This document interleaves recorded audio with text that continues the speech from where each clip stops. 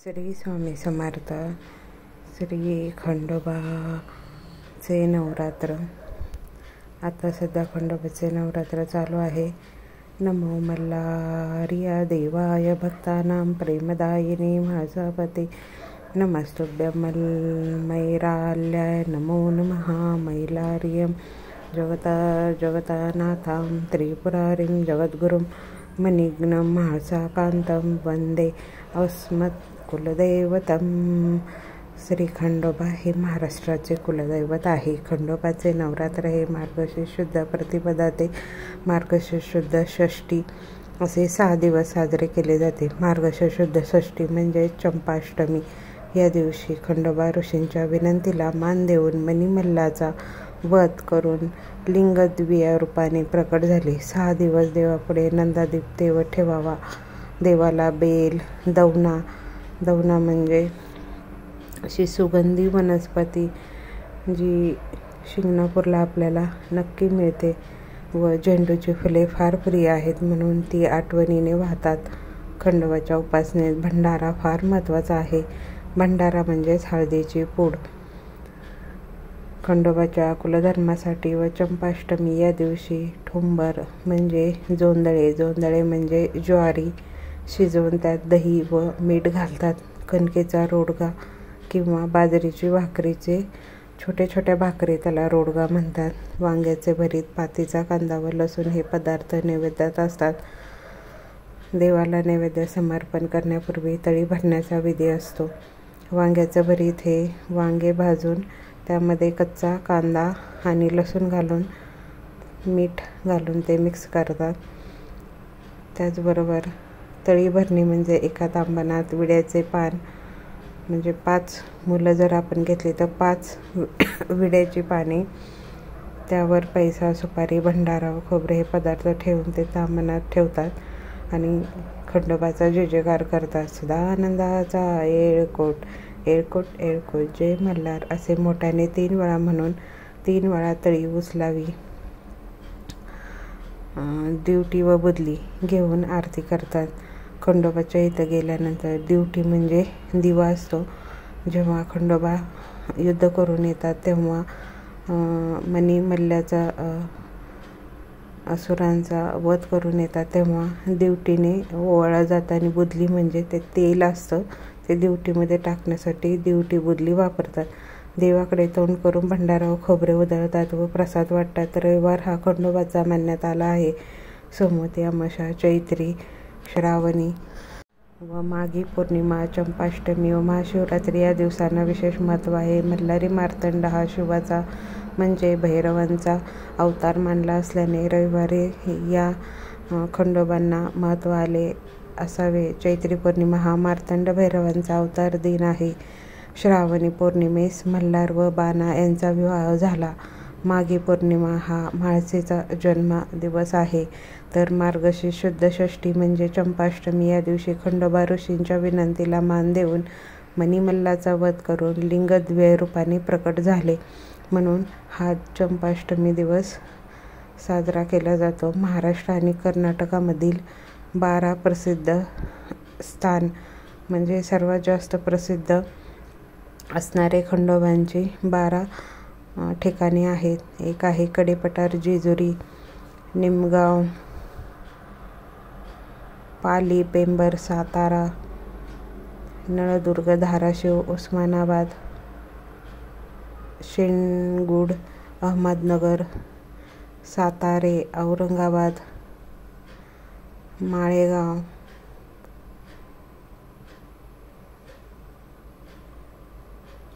आणि कर्नाटकमध्ये सुद्धा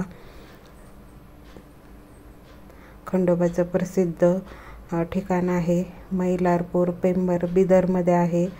मैलार खंडोबा म्हणतात. मैलारचा खंडोबा ते मैलार एक गाव आहे त्यामुळे त्याला मैलारचा खंडोबा असं म्हटलं जातं. मंगसुळी म्हणजे बेळगावचा एक खंडोबा आहे. मैलारलिंग धारवाड, देवरगुंडू धारवाड आणि मैलार बळ्ळारी असे खंडोबाचे कर्नाटकमधले काही ठिकाणे आहेत. खंडोबा हे अनेक कुटुंब आपले कुलदैवत म्हणून मानतात. खंडोबाला वनी मल्लाचा वध केला म्हणून मल्हारी आणि मैलार तसेच म्हाळसा देवीचा पती म्हणून म्हाळसाकांत, मार्तंड भैरव किंवा स्कंद पर्वतावरील खडा घेऊन दैत्याचा वध करणारा म्हणून खंडोबा म्हणतात. स्कंद पर्वतावरील श्रीशंकर आपल्या खड्गासह मल्लासुराचा वध करण्यास आला त्यावेळी खड्गाला खंडा असे नाव पडले. हा श्रीशंकरांचा अवतार खंडामंडित झाला म्हणून त्यांना खंडोबा असे म्हणू लागले, म्हणून खंडोबा हे नाव देण्यात आले. खंडोबांची वेशभूषा. आपण खंडोबाला वेगवेगळी वेशभूषा असते, त्याप्रमाणे खंडोबाची ही वेशभूषा आहे. विठ्ठलासारखी देहयष्टी, पांढरे धोतर, डोक्याला रुमाल, अंगरखा उपरणे असा साधाच वेश असतो. आणि आपण दरवर्षी खंडोबाचा सुद्धा मानसन्मान करताना पांढरे धोतर 1.25 मीटर, एक रुमाल, अंगरखा उपरणे असा वेशभूषा खंडोबांना देऊन मानसन्मान करावा. प्रमुख भक्ती. सर्वात जास्त करून बेलभंडारा वाहतात, हीच त्यांची प्रमुख भक्ती होय. बेलभंडारा खूप आवडतो. हळदपूड, सुक्या खोबऱ्याच्या वाटा एकत्र करून जो प्रसाद व एळकोट एळकोट जय मल्हार हा गजर करत त्याचा अर्थ असा लावतात की हे खंडेराया, सर्वत्र भरपूर अन्नधान्य पिकू दे, ज्यायोगे सर्वत्र सकाळ होईल आणि आम्हाला भरपूर दानधर्म करता येईल, असा याचा अर्थ होतो. खंडोबांच्या हातामध्ये आपल्याला वेगवेगळ्या वस्तू दिसतात. खंडोबाच्या 4 हातात खड्ग, त्रिशूळ, डमरू आणि रुधिर मुंडासह पानपात्र असते. जवळ कुत्रा असतो.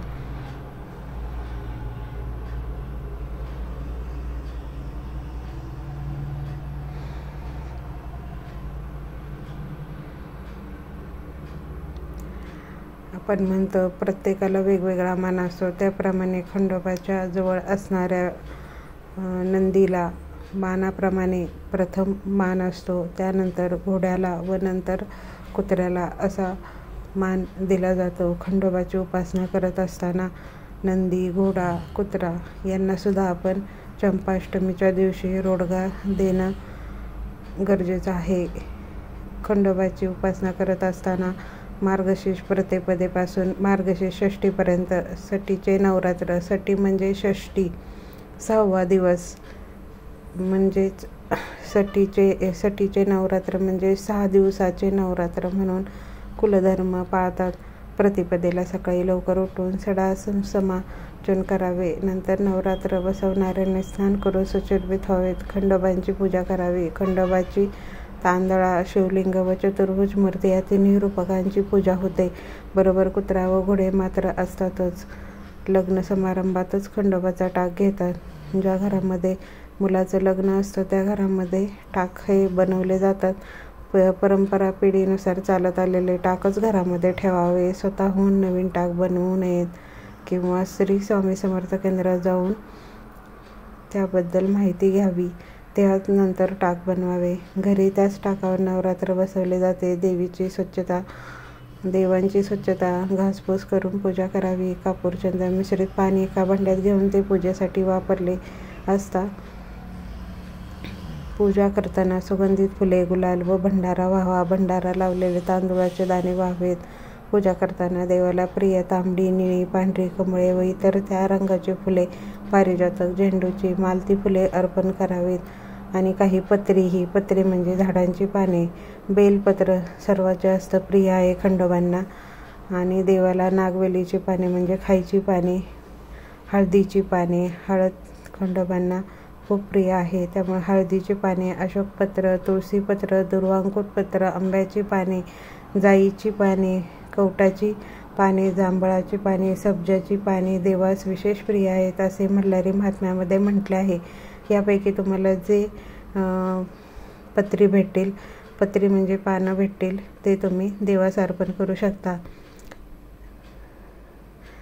देवासमोर सुगंधी धूप जाळावा, उत्तम वस्त्रे अलंकार देवास अर्पण करावे, देवासमोर वाटीत दूध ठेवावे,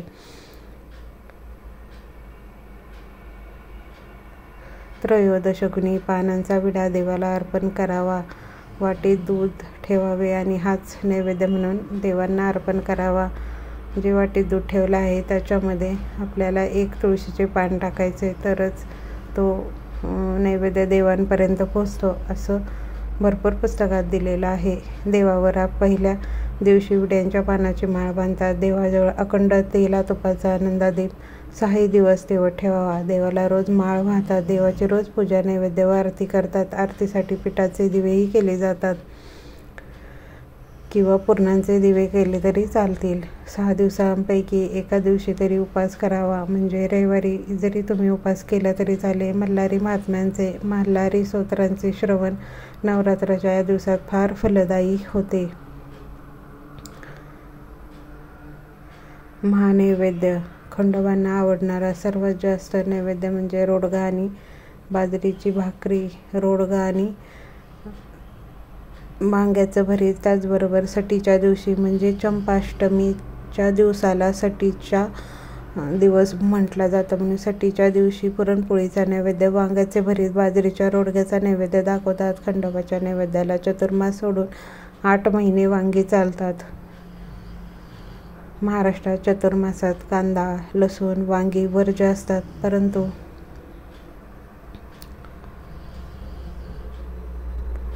कांदा फक्त चंपाष्टमीच्या दिवशी चालतो.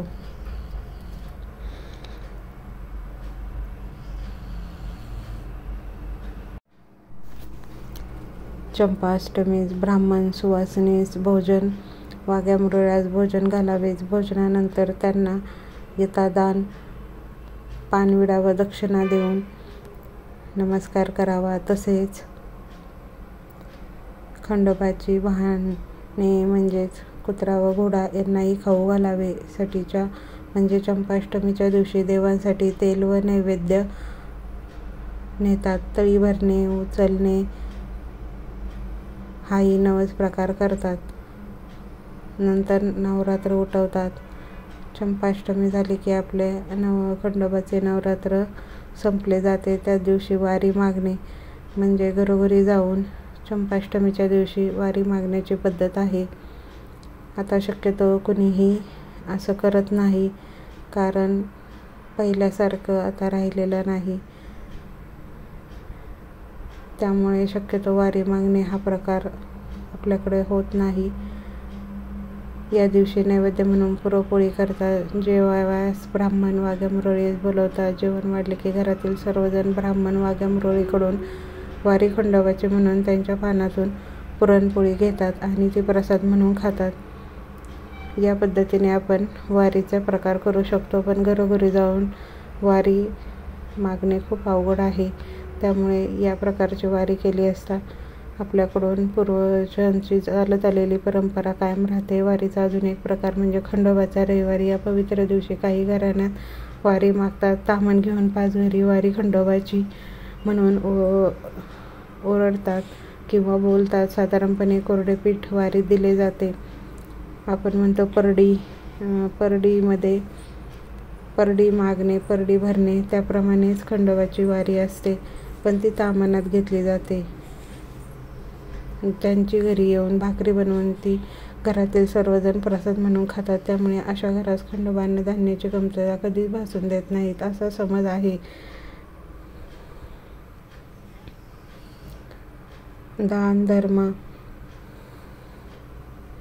दान धर्म करणं हे सर्वस्वी आपल्यावर अवलंबून आहे.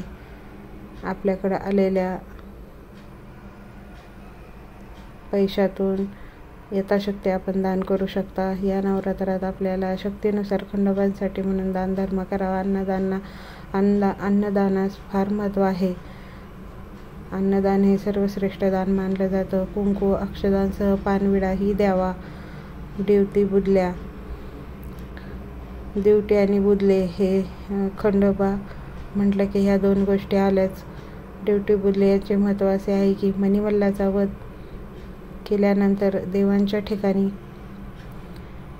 अंधार होता तो जावा म्हणून भक्तांनी उजव्या हातात सोन्याचे, पितळेची किंवा लोखंडाची दिवटी घेऊन ती पेटवावी आणि देवास ओवाळावे. ओवाळताना पायापासून डोक्यापर्यंत देवास ओवाळावे. नंतर दिवटी डाव्या हातात घेऊन उजव्या हाताने पूजा करावी. नैवेद्य झाल्यावर ती दिवटी दुधात शांत विझवावी.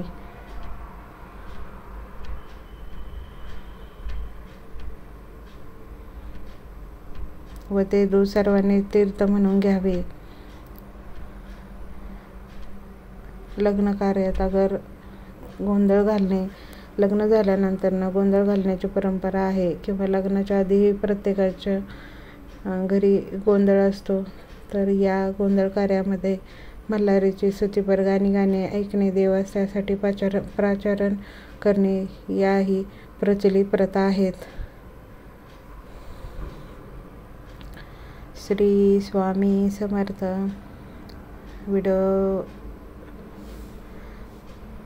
व्हिडिओमध्ये आपण देवास नैवेद्य अर्पण करणे, मंत्र या सर्व गोष्टी बघितल्या. यापुढील व्हिडिओमध्ये आपण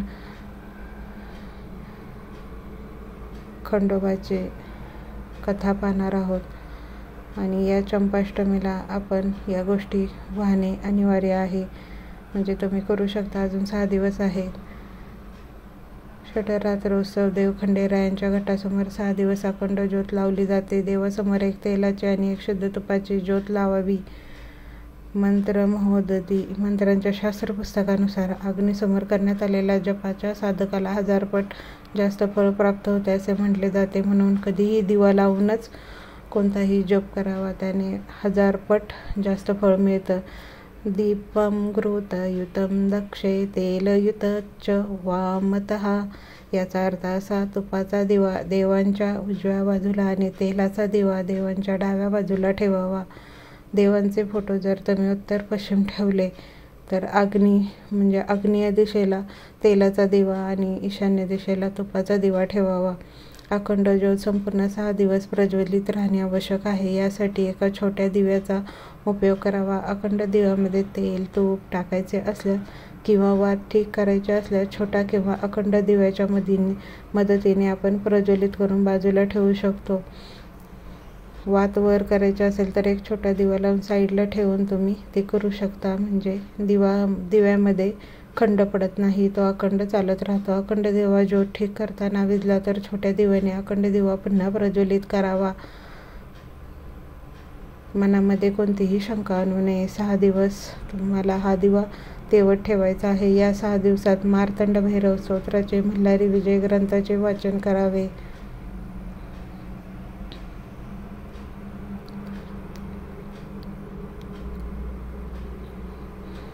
जेजुरीगड श्री खंडोबा मंदिर. श्री खंडेरायांसोबत म्हाळसादेवीही असते आणि घोड्यांच्या पायाजवळ श्वान म्हणजे कुत्रा आढळतो.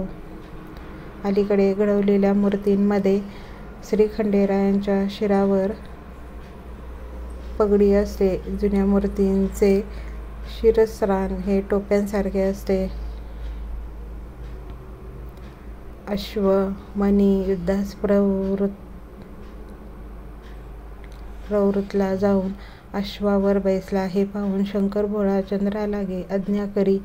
म्हणे, तू अश्व होई सत्वर, आज्ञा वंदुनी निशा कर.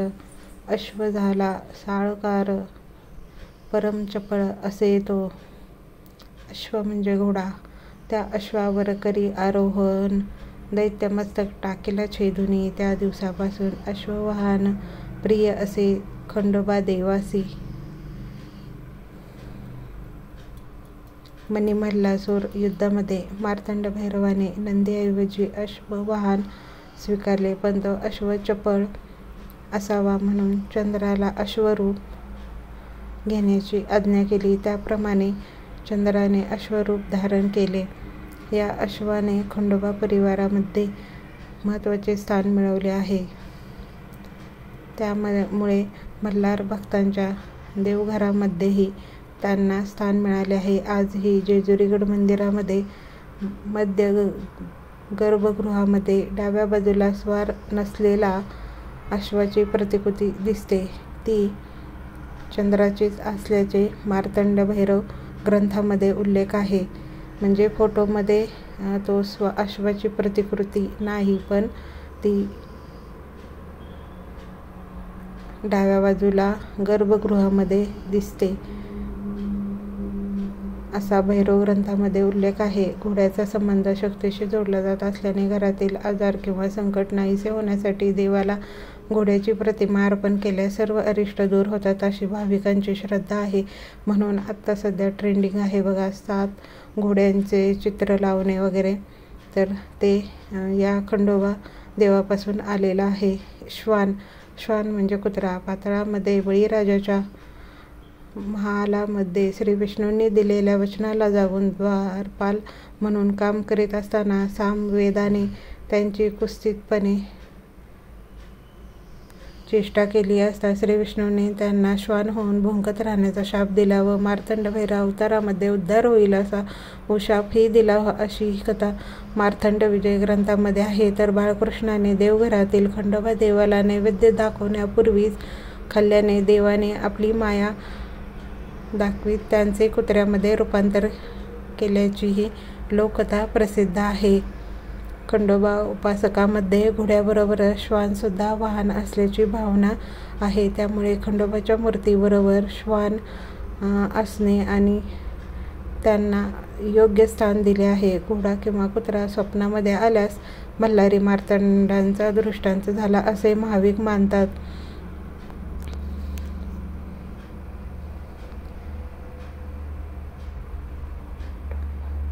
कोटंबा हे एक पात्र पूर्ण आहे. म्हणजे पूर्ण पात्र. कोटंबा प्राकृत बोलती सर्वत्र. कुलधर्म कुलाचाराच्या वेळी कोटंबा पूजन करून अन्नदान केले जाते. मणिमल्ल दैत्यासोबत युद्ध करून विजय मिळवल्यानंतर सप्तऋषींनी श्री मार्तंड भैरवास आपल्या आश्रमामध्ये पूजन करून तो शिवले व पात्रामध्ये अन्न वाढविले. त्याच पूर्ण पात्राने सर्व देवसेनेस अन्न पुरवले अशी कथा पूर्ण पात्राविषयी मार्तंड विजय ग्रंथामध्ये 33व्या अध्यायात दिलेली आहे. तुम्ही कोणतंही एक भांडं घेऊन त्याच्यामध्ये भंडारा व खोबरे भरून देवास अर्पण केले असता ते कोटंबा म्हणून मानलं जातं. पात्रे भरून विपुल अन्न देती याचका लागून पूर्ण पात्र असे अभिधान ऋषी ठेविते. ते समयी ती जगती प्रसिद्ध झाली. कुलधर्म करुणी पूजिती. चंद्रमौळी ते दिवशी याचक वाघे मुरळी यांची पात्रे अन्य करून भरीजी. कोटंबा चौकोनी व लाकडी धातूचा किंवा पाषाणाचाही असतो. कुलधर्म कुलाचाराचे वेळी वाघ्यांकडून कोटुंबांचे पूजन केले जाते. कोटंबा असं नाव त्या पात्राला दिलं आहे. एक चौकोनी धातूचं भांडं असतं. त्याच्यामध्ये आपण भंडारा म्हणजे हळद आणि खोबरे हे देवास प्रिय आहे ते भरून देवाला नैवेद्य म्हणून अर्पण करू शकता. भंडारी. वाघ्यांच्या गळ्यामध्ये श्रीखंडेरायांचा प्रिय असा भंडारा ठेवण्याची चौकोनी पिशवी असते. त्यालाच भंडारी असे म्हणतात. भंडारी व्याघ्रचंप किंवा अन्य कातड्यापासून बनवलेली असते असा संकेत आहे, परंतु काही वेळा ती कपड्याची असते. जागरणाच्या वेळी वाघ्या उपस्थित असलेल्या प्रत्येकाला त्यातील भंडारा कपाळी लावावा. त्यानंतरच दिलेलं कार्य म्हणजे जागरणाचे कार्य आपण पूर्ण करू शकतो. गळ्यामध्ये घालून भंडारी उभा असे. सद्गुरुनाथांचे द्वारी कर जोडून या मागतो वारी.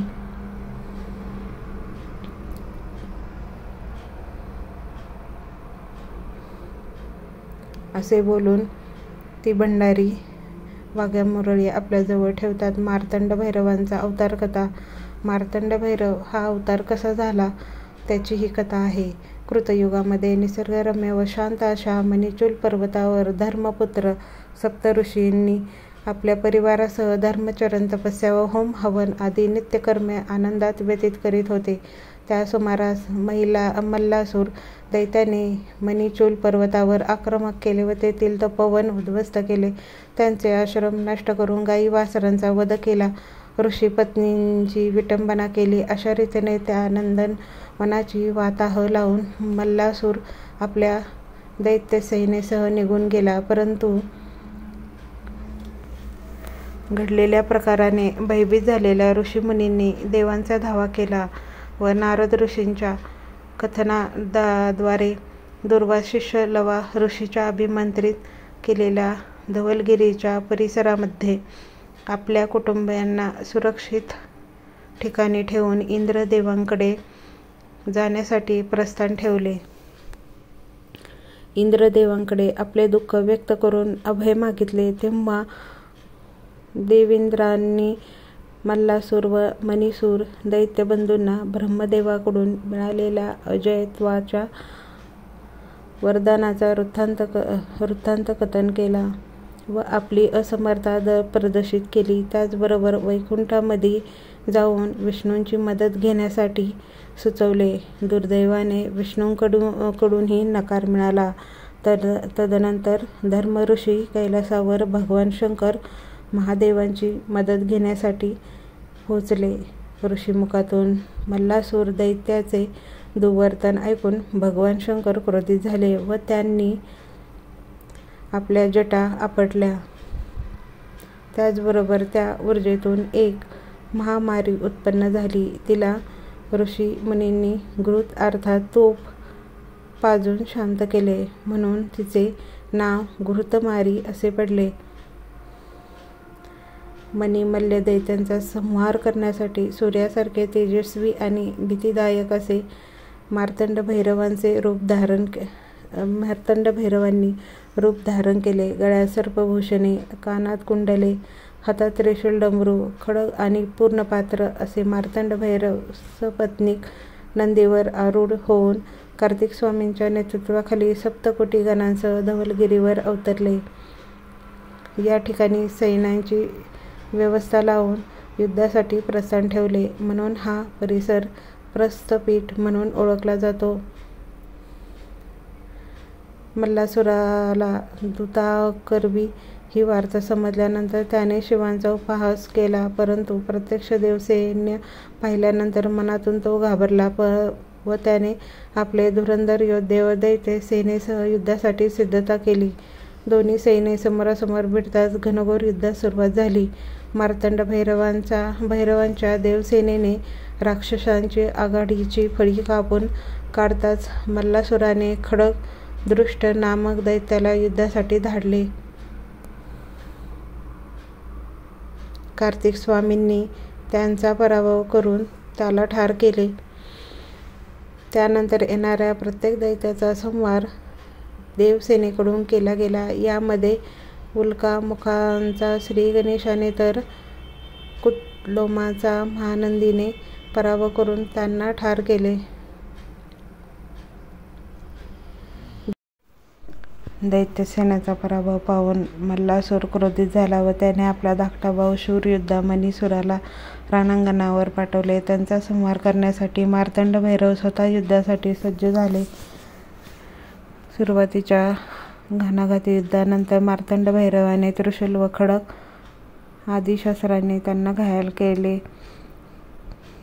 व जमिनीवर पाडले. त्यांच्या मस्तकावर पाय देऊन त्याला चिरडणार तोच मार्तंडांच्या पदस्पर्शाने मणिदैत्याची मती फिरली व त्याने देवस्तुती करून इष्ट वरदान देण्याचे वचन घेतले.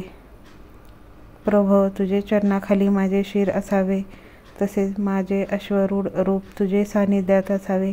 मणिसूराच्या भक्तीने संतुष्ट झालेल्या मार्तंड भैरवाने मल्लासुरास जीवदान देण्याचे ठरवले आणि त्यास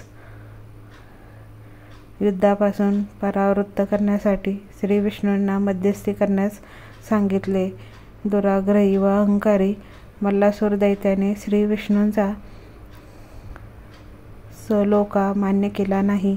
याउलट आपल्या प्रचंड सेनेचा व सहकाऱ्यांचा संहार पाहून क्रोधित झालेल्या मल्लासुराने उन्मत्तपणे मार्तंड भैरवास युद्धाचे आव्हान दिले.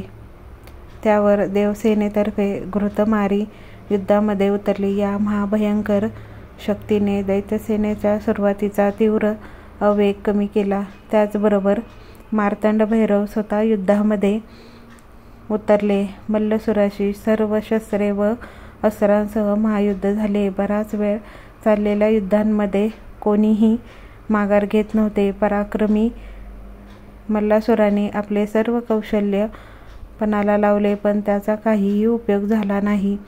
शेवटी मार्तंड भैरवांनी खड्ग हाती घेऊन त्यांचा घाव वर्मी घातला व मल्लासुराला भूमीवर पाडले. आपला अंतकाळ जवळ आल्याचे पाहून दैत्याने मार्तंड भैरवांचे चरण धरले व देवस्तुती करू लागले. त्याचबरोबर श्रेष्ठ अशी मानसपूजाही आरंभली. या सर्व प्रकारांनी मार्तंड भैरव मनी संतोषले व त्यांना वरदान मागण्यास सांगितले. यावर तो म्हणाला, हे प्रभू, माझे नाव तुमच्या नावापूर्वी यावे आणि माझे शिर सदैव आपल्या चरणतळी निरंतर असावे. मणिसूर व मल्लासूर दैत्यांना पाताळात धाडल्यानंतर मार्तंड भैरवांनी प्रस्थपीठ जवळील टेकडीवर आपली राजधानी स्थापन केली. दैत्यावरील विजय मिळवल्यामुळे या पर्वताला जयाद्री नाम मिळाले. दैत्यासुराचा संहार करण्यासाठी खड्ग अर्थात खंडा हाती घेतला म्हणून खंडोबांना तर म्हाळसेचा पती म्हणून म्हाळसाकांत भाविक भक्तांना सदैव आनंद देणारा असा सदानंद खंडोबा श्री खंडेरायाचा षडरात्र उत्सव आरंभ. देव दीपावली चंपा अष्टी उत्सव असे जेजुरी राजधानी जयाची सती म्हाळसा पट्टराणीचाची असा थोर मार्तंड राणा मल्हारी सदा वंदितो देव तो खडकधारी. सदानंदाचा येळकोट येळकोट येळकोट जय मल्हार असा जय जयकार करावा. नमो चंड मार्तंड ता खडकधारी उभा जेजुरीला असे सौख्यकारी करी शूल शोभे तुझी थोर सत्ता. नमो भैरवा शंकरा विश्वनाथा अंगा म्हाळसेच्या वरा देवराया असावी श्री ती कृपा छत्र छाया तुझ्या विनाता नसे कोण त्राता. नमो भैरवा शंकरा विश्वनाथा. ध्याये नम मल्लरी देव कनकगिरी नवम म्हाळसाभूषितांगम श्वेताश्वम खड्गहस्तं विबुधबुध गौण सेव मानं कृतां युक्ताग्रीं दैत्यमोघनी डमरुविलासितं निशाचूर्णाम्भिरां नित्यं भक्तेषु तुष्टं श्वगणपरिवृत्तं नित्यमोङ्काररूपं विश्वरूप विरूपाक्ष वीरूपधाराय च शरणं भवभूतेषु करुणाकर शंकर. मृत्युंजया रुद्राय नीलकंठ शंभवे अमृतेशाय शर्वाय महादेवाय ते नमो नमः. ओम त्र्यंबकं यजामहे सुगंधिं पुष्टिवर्धनम् उर्वारुकमिव बंधनान् मृत्युर्मोक्षीयमामृतात्. मल्लार्य जगतनाथाय त्रिपुरारिं जगद्गुरुं मनिघ्नं म्हाळसकान्तां वन्देऽहं कुलदैवतम् आदिरुद्र महादेव मल्लारिं परमेश्वरं विश्वरूप विरूपाक्षां वन्देऽहं भक्तवत्सलं प्रियानानंद गंगा म्हाळसाभ्यां सहिताय श्री मार्तंड भैरव रूपाय श्री मल्लारये नमः.